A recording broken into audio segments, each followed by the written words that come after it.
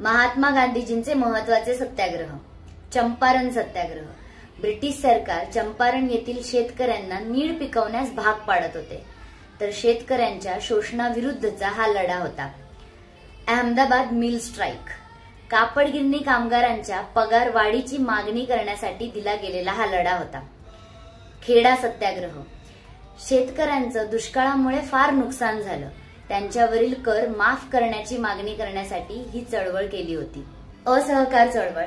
जालियनवाला बाग हत्याकांड आणि रौलट कायद्याच्या विरोधातील गांधीजींचा हा लढा होता.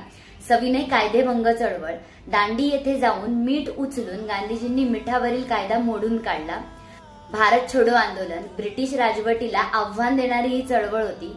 करो या मरो या घोषणेसह गांधीजींनी सर्वांना एकत्रित केले आणि ब्रिटिशांविरुद्ध लढा दिला. तर हे होते गांधीजींचे सत्याग्रह आणि त्यांच्या चळवळी. धन्यवाद.